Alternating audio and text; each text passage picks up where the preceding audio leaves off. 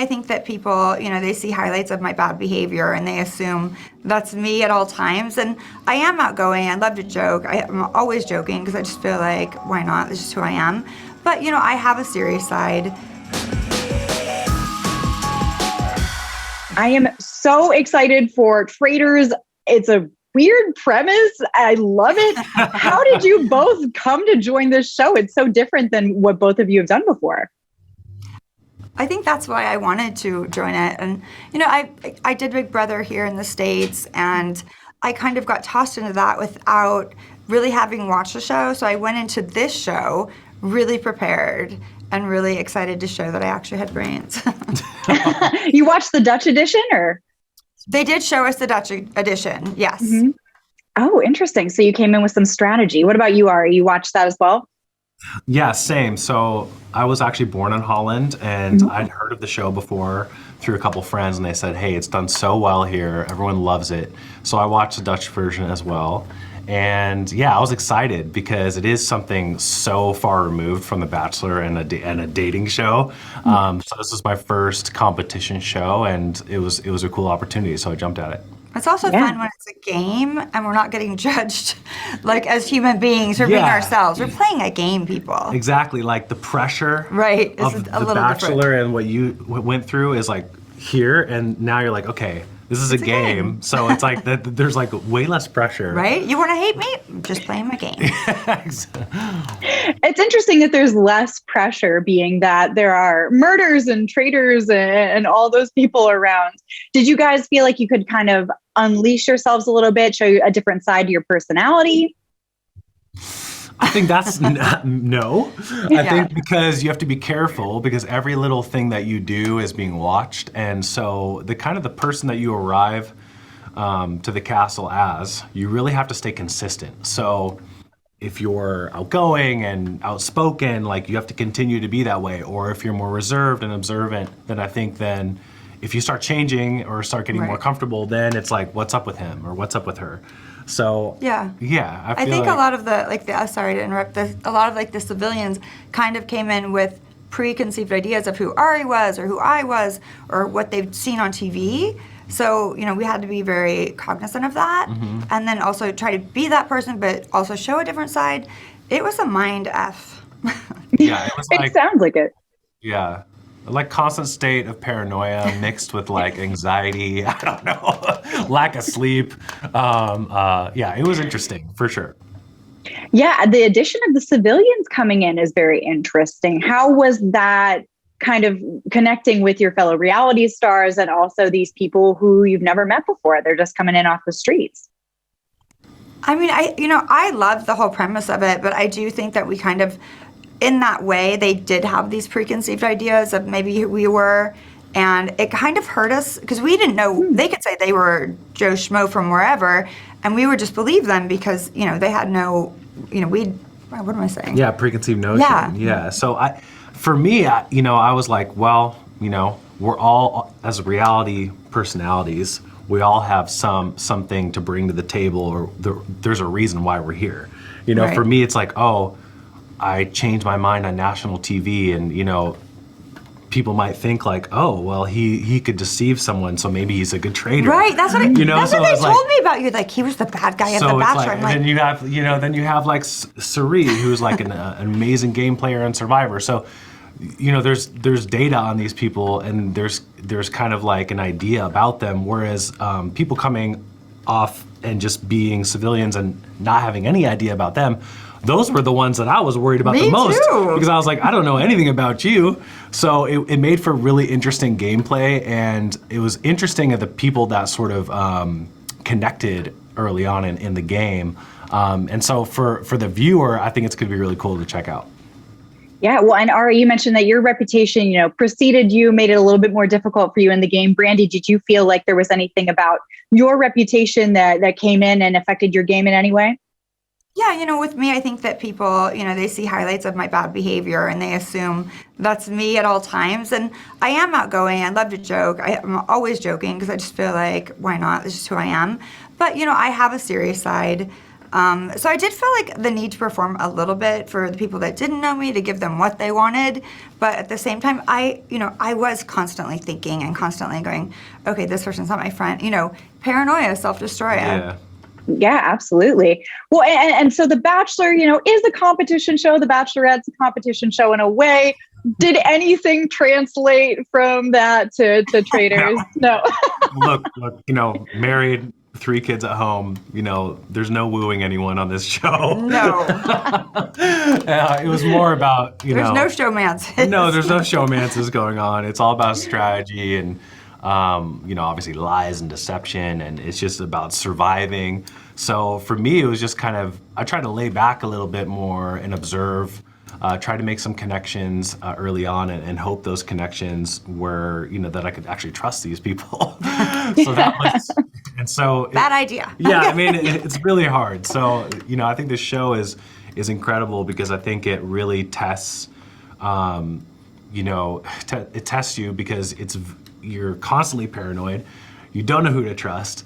You're trying to win money together, but at the same time, you're like, don't want to trust anyone fully. Right. You're on a team, but you're by yourself. Yeah, so it's very hard. Very hard. And what about you, Brandi? I mean, I know there's backstabbing on The Real Housewives. Did that translate at all? I mean, not the Real Housewives part, but I've done some other game shows. Mm-hmm. And so that was helpful.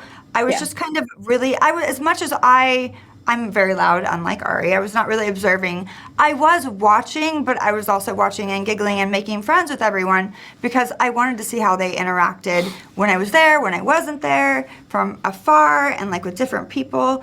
So I was really just trying to make sure I got around to talking to everyone so that I had a different takeaway on each person individually. Yeah. Well, and was there anyone in the show, I mean, no spoilers, but anyone who surprised you with the way that they were playing the game or being particularly good at it? Well, Arie was really cutthroat. Oh, come on.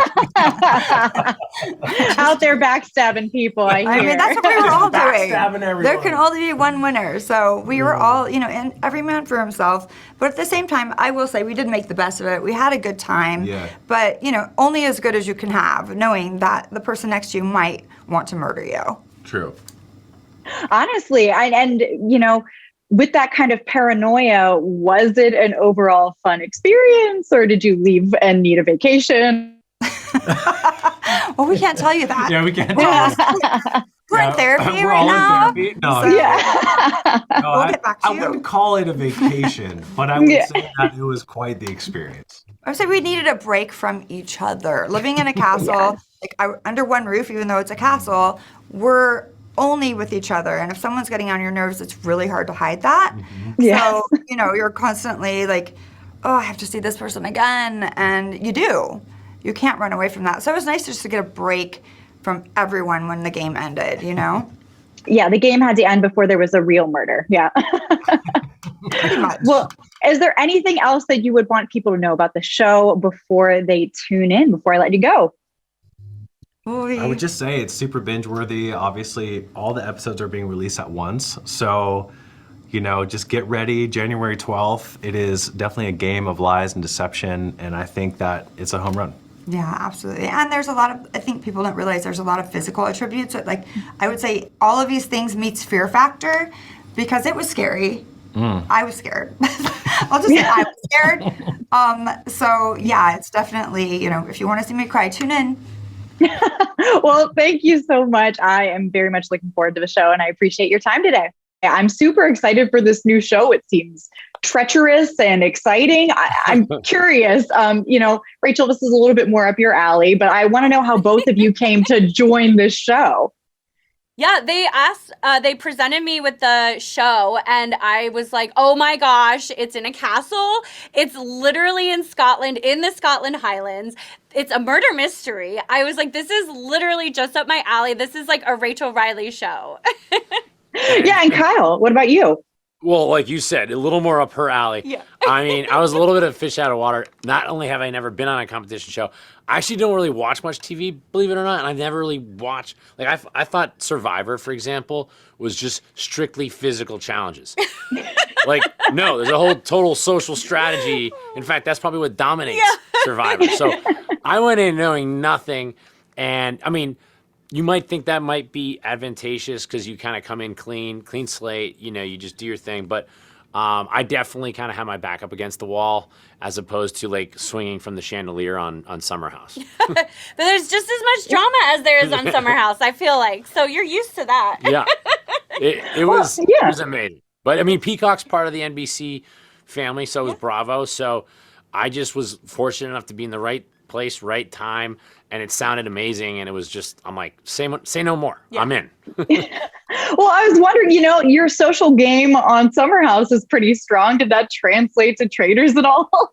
I mean, look, I have an easy time being myself. I'm a pretty extroverted guy. And, to some extent, I had to dial it back a little because I knew if I picked up on some information or if I'm, receiving a rumor, starting a rumor, you name it, like I needed to keep my behavior somewhat constant. I do like me making people laugh. I do like being like the jokester, the prankster. So I kind of kept that going. We needed a little lightness every now and then because it was there were some serious moments. Yes, we needed the comedic moments as well. And you were fun. It was fun.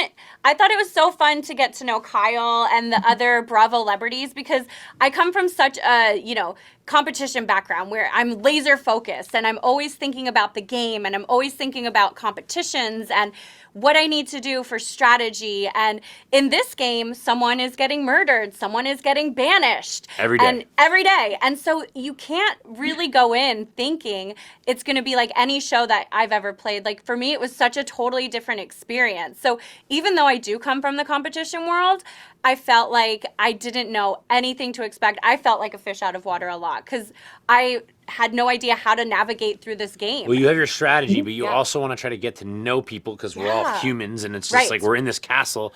You kind of want to befriend everybody cautiously. Yes. You don't know who you can trust. Yeah. And there's a lot of big personalities. Yes, there are. Well, Rachel, I was curious, this is a totally different game than Big Brother, but did anything translate across? I imagine the strategy is helpful. The strategy is definitely helpful. And I think because I know how to prepare myself for these shows and I know what to think about going into the shows. And so I know how to train. I always make sure that I prepare myself physically and mentally. And I think going into the game, I was a little overconfident because once I got there, I literally had no idea what to expect. I literally went in. I was like, I know this is going to be a piece of cake. I'm going to win this. Yeah, literally. And then I was like, oh my gosh, there's traitors. There's, faithfuls. There's banishments and murders and treachery and, backstabbing. So it's really hard to navigate that. Yeah, the best part is like every day we come together at the round table. Yeah. To essentially discuss and form consensus as to who's going to be, banished. And there's like always a couple minutes where no one says anything because no one wants to be the first one to speak up. It's like so awkward. The roundtable moments are honestly the best. They are juicy and they are epic, and you want to like have a bag of popcorn while you're watching them because on other shows I've done, we go in the diary rooms or we go on the fly and we talk shit. You know what I mean? Like even in Summer House, you do that stuff too, right? Yeah, you're in the green screen. You're talking shit about your friend. But like here, you have to like spill the beans on the table in front of everyone. So if you have news or if you have, gossip or whatever is going on, this is the time where everything is revealed. So these roundtable moments are jaw-dropping. Yeah. They're epic. And how do you even connect with people when you're not sure who's a traitor, who's a faithful? Was it tough or were you having to set that aside? Oh, you don't. You go in. I go in for myself personally. I go in and I'm thinking, okay, it's a game. There's the game Rachel, and then there's like the human Rachel, the personal relationships that we'll build, where you get the like little tidbits and you get to know people, and like how long someone's been married, or you want to know like about their family, and you get to know them on a relationship level, which also does you dirty because then you like them, and then like you don't know what's gonna happen because you're playing this game and there's a lot of money on the line, so it's definitely crazy. I am very much a relationship-driven guy. Like, I love getting to know people. Like, New York City is a great place to make new friends all the time. And I've lived here since 2007. So, like, my kind of knee-jerk reaction is I want to work the room. I want to get to know everybody. But in this setting, again, it's you kind of have to have your back up against the wall and be careful of what you say and kind of like the impression that you're making, because most people, I'm assuming, don't know me, right? They don't know that I'm a joking, charismatic, kind of like life of the party guy.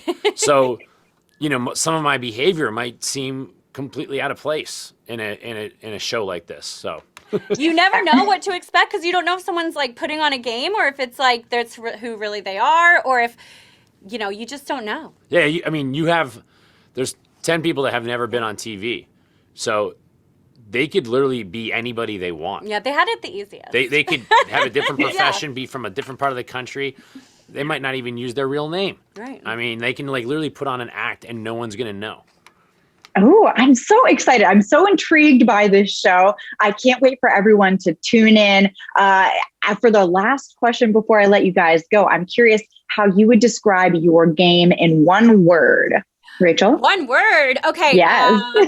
One word, messy. Messy. All right. Kyle, what about you?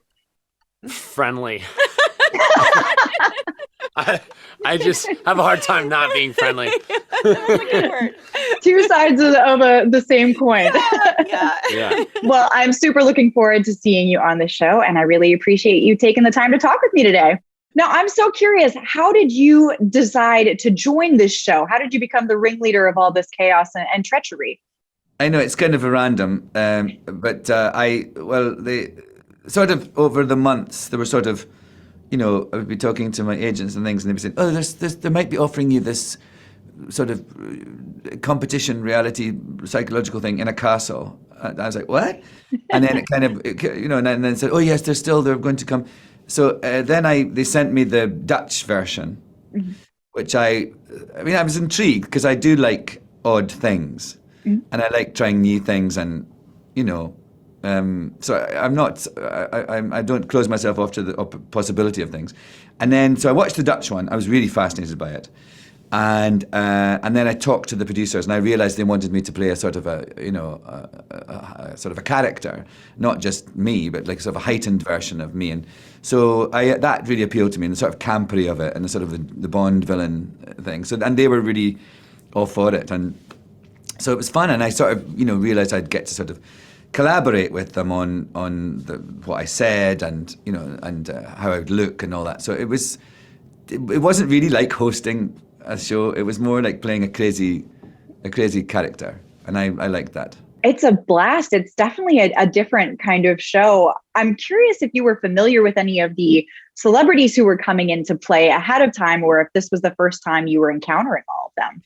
There's a couple that I knew. Like I knew Brandi from Real Housewives, and I knew Kate from Below Deck, mm-hmm. and I knew Ryan, but that was about it. I think it's not my area of expertise, reality TV. But now I know a lot about them. Let me tell you, too much. I bet. I mean, what an interesting group of people to kind of smush together, especially with the normal people. What was that dynamic like? Well, it was really fascinating because, it's a very leveling thing that when you're in a situation like that, I imagine. And then, as the real people, for me at the start, I got confused who was the real person, who was the celebrity, because, they all look gorgeous, and they're all sort of in this game together. But as it went on, you could see that some people had been in that sort of competition-y situation before. And so it was really, really fascinating, and it's really interesting how when it gets down to the towards the end, about the sort of ratio of real people to celebrities. The real people, they do pretty well. I'll say that. Oh, interesting. Well, as the person who knows the truth, the only person who knows the truth on set, what was that like? Did you feel like you had this fun little secret? Did you want to tell people? It's kind of horrifying to have that power, and to sort of think how, because there's a thing like they don't know how many traitors there are, and that was difficult because obviously I did, and just the way that I, would describe things, and so, often it was, there were scripted things, but often I was talking just off the bat, and I was getting things down my ear in the little earpiece. So it was really scary. And a couple of times I nearly said something that would have given away stuff, and that was hilarious. But I really got into it. I really loved it. I loved the intrigue. My favorite bit was the round tables, and I've heard they're juicy. So juicy. And then, of course, I get to say, you have received the most votes and are banished from the game. Please come forward to the circle of truth. I mean, what's not to love about that? The drama in and of itself is so much fun to watch. Is there anything that was difficult for you, other than not spilling the beans, watching this go down, or was it just a blast? No, it was a real blast. I mean, it was hard. It were long days, and also just, keeping up with, I mean, it's sort of, I'd learned new things, like about working with an earpiece and being told, sort of guiding something live, as it were. I really liked it, but that was a new thing. But no, I had a real blast. Every night, I would go home after the round table, and it was sort of done as live, and I would say, you've disappointed yourselves and you've disappointed me. And come on, faithful. And then I would go upstairs to get changed, and I would tell the producers, because next what happened was that the Traitors would go, and they did this thing where they drove everyone home individually, and they were all being sort of kept in a little sort of bubble. But of course, the Traitors would have to come back. So they'd all make them leave at different times, and the cars would go to different. It was so spy film. And so then the Traitors would come back, and they would choose who they were going to kill. And I would always wait up. Even though I was really tired, I didn't want to go to bed until, like a little boy, I didn't want to go to bed until I knew he'd been murdered that night. And that was my favourite bit, getting the text about who had died. It's so macabre, but it was really fun. It sounds like a blast. I absolutely cannot wait to watch. Looking ahead to possible season 2, would there be any celebrity that you would just absolutely love to see take on the challenge? Yes, but they would never do it. But there are lots of people. I mean, it's so great seeing people, jumping out of a helicopter into a loch, or being in a coffin. I mean, just the terrible, terrible, terrible things they had to do. I found hilarious. I found absolutely hilarious, and some of them weren't. Not everyone's awful like this. Not all bugs on your head or everything, but sometimes it was. It was. I just enjoyed very much seeing people, sort of scrambling around and being a hot mess. It was great. It was such a fun thing.